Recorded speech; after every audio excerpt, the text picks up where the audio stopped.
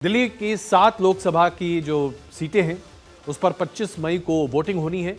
उसके लिए नामांकन की प्रक्रिया शुरू हो गई है।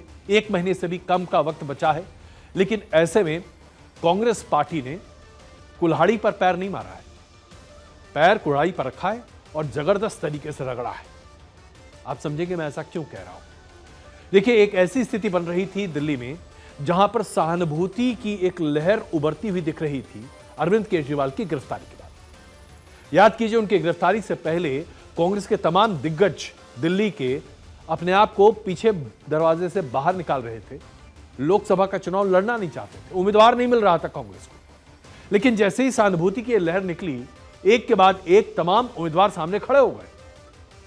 उसके बाद कांग्रेस ने अपने प्रदेश अध्यक्ष अरविंद सिंह लवली की बातों को माना नहीं। नतीजन अरविंद सिंह लवली ने पार्टी से इस्तीफा दे दिया है कांग्रेस से। उनका यह दावा है कि वो किसी भी राजनीतिक दल को ज्वाइन नहीं करेंगे, क्योंकि इससे पहले वो भारतीय जनता पार्टी ज्वाइन कर चुके थे और अभी भी आसार ऐसे ही हैं कि अरविंद सिंह लवली ऐसे भी लवली जो है वो भारतीय जनता पार्टी का रुख कर सकते हैं। लवली ने अभी तक कांग्रेस पार्टी की मूल्य सदस्यता से इस्तीफा नहीं दिया है। उन्होंने अध्यक्ष पद से इस्तीफा दिया है और अपने इस्तीफा देते समय उन्होंने कांग्रेस की वर्किंग स्टाइल पर जो सवाल खड़े किए हैं वो पहले आपके सामने रख दूं, ताकि आप समझ सकें कि कैसे कांग्रेस में दो फाड़ होता हुआ दिखाई दे रहा है। सबसे पहले देखिए लवली ने कहा क्या है। जो है उसमें 4 पेज का ही चिट्ठी इसलिए लिखी है कि मैं चाहता था कि ना केवल मेरा इस्तीफा स्वीकार हो, उन कारणों के बारे में भी जो है हाईकमान गौर करे पार्टी को। जो मैं समझता हूँ, ठीक है, हो सकता है मैं गलत समझता हूँ, जो पार्टी की मजबूती के लिए जरूरी है।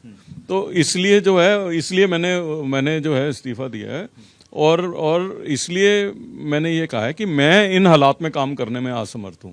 आगे कुछ नहीं, मैं तो कार्यकर्ता की तरह रहना चाहता हूँ। मैं उनसे कह रहा हूँ, जियो और जीने दो। जियो और जीने दो कार्यकर्ता के तौर पर रहना चाहते हैं, लेकिन दिल्ली प्रदेश अध्यक्ष के तौर पर काम नहीं करना चाहते। इनका कहना है कि दिल्ली के प्रभारी दीपक बाबरिया अपनी मनमानी करते हैं। संदीप दीक्षित सहित कई नेताओं से बैठक के दौरान बहसबाजी होती है। पूर्व मंत्री राजकुमार चौहान और पूर्व विधायक सुरेंद्र कुमार को सस्पेंड करने के लिए दबाव बनाने का आरोप भी इन्होंने लगाया है। उसके बाद इन्होंने कहा है कि आम आदमी पार्टी के साथ गठबंधन कर कांग्रेस के कार्यकर्ताओं और उनके पदाधिकारियों के साथ कांग्रेस ने धोखा किया है, क्योंकि आम आदमी पार्टी ने कांग्रेस की सीटें ही हड़पी हैं और कांग्रेस को ही खत्म कर रही है।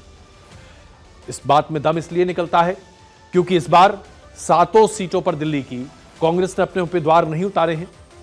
गठबंधन के आधार पर आम आदमी पार्टी ने 4 उम्मीदवार रखे हैं, कांग्रेस को सिर्फ 3 सीटें मिली। यहां की दिल्ली में आज आम आदमी पार्टी के मुकाबले कांग्रेस छोटी पार्टी बनती चली जा रही है।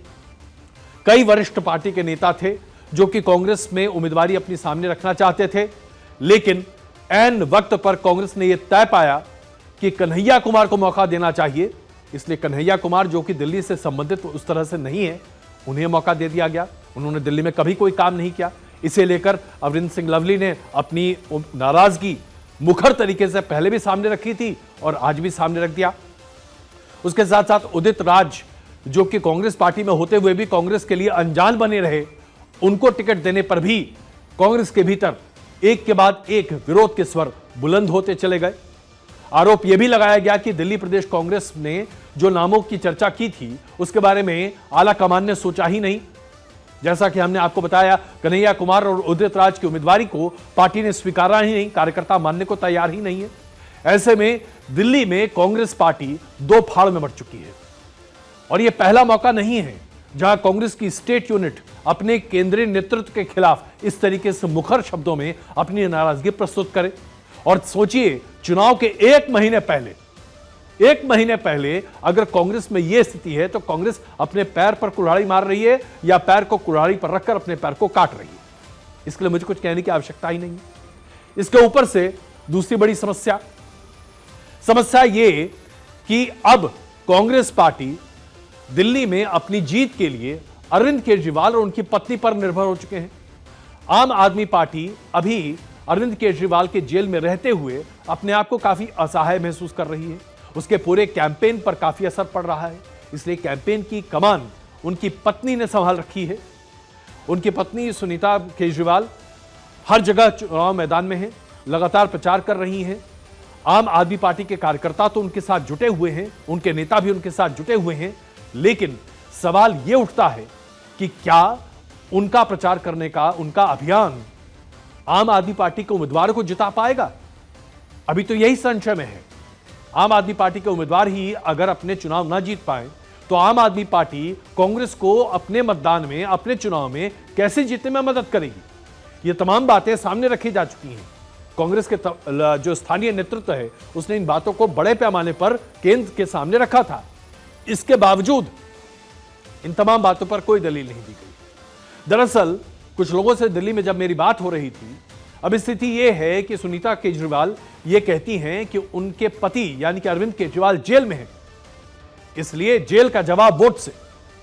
अब लोग पूछने लगे हैं, साहब जेल में अरविंद केजरीवाल जी गए हैं, अभी भी वो मुख्यमंत्री हैं, सरकार उनके नाम पर चल रही है, तो वोट काम पर मांगिए ना। आपने जो काम किया उसके आधार पर वोट मांगिए। लेकिन जेल में अरविंद केजरीवाल हैं, इसके लिए आम आदमी पार्टी को वोट देने से क्या मिलेगा? सहानुभूति भी है कि भाई उन्होंने बहुत काम किया है, ऐसे व्यक्ति को जेल में भेजकर बहुत गलत किया गया है, लेकिन सहानुभूति अब धीरे धीरे घटती चली जा रही है और आम आदमी पार्टी को अब अपने ही उम्मीदवारों के लिए मशक्कत करनी पड़ रही है। ऐसे में इफेक्टिव कैंपेन नहीं हो पा रहा है। संजय सिंह ने भी गठबंधन का क्रेडिट लवली को ही दिया था, जो कि आम आदमी पार्टी के नेता हैं। ऐसे में अब सवाल ये उठने लगा है कि आखिरकार कांग्रेस पार्टी सोच क्या रही है? उम्मीदवारों के चयन में स्थानीय नेतृत्व से आप चर्चा नहीं करते, आपका जो गठबंधन है उससे आप बातचीत नहीं करते। स्थिति यह है कि आम आदमी पार्टी के कार्यकर्ता और कांग्रेस के कार्यकर्ता एक दूसरे से बात करने को तैयार तक नहीं है। भाई कैसे तैयार हो? 2 महीने तक पहले तक तो एक दूसरे का गला काट रहे थे, एक दूसरे के खिलाफ तमाम प्रेस कॉन्फ्रेंस कर एक दूसरे पर आरोप लगा रहे थे। अब 2 महीने के अंदर में जब केंद्रीय नेतृत्व ने तय कर लिया कि कांग्रेस और आम आदमी पार्टी मिलकर चुनाव लड़ेगी, तो क्या यह संभव है कि कार्यकर्ता आपस में मिलान कर लें? इसके बाद एक और बड़ा सवाल खड़ा होता है, आम आदमी पार्टी क्या अपना वोट कांग्रेस को ट्रांसफर कर पाएगी और क्या कांग्रेस अपना वोट आम आदमी पार्टी को ट्रांसफर कर पाएगी? आखिरकार आम आदमी पार्टी ने कांग्रेस की जगह ही तो ली है दिल्ली में। जिस पार्टी की जगह लेकर आम आदमी पार्टी खड़ी हुई है, उस पार्टी के साथ अपना वोट बैंक ट्रांसफर कैसे कर सकती है? यह बात तो रणनीतिकारों को सोचनी ही चाहिए। माफ कीजिए। तो कुल मिलाकर अब स्थिति क्या है?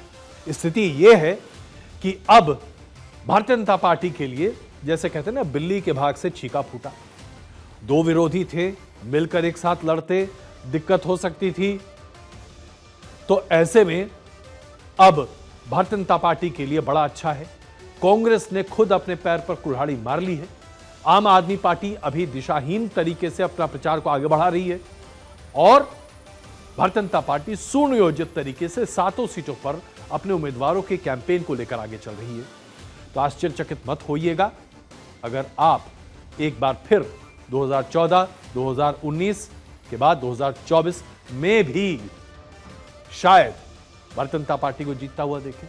और अगर ऐसा होता है तो इसके लिए जिम्मेदार कोई और नहीं होगा बजाय इसके कि कांग्रेस और आम आदमी पार्टी, ये दोनों अपने ही भीतर फाड़ को, अपने ही अंतर्द्वंद को नहीं साध सके तो आगे क्या करेंगे?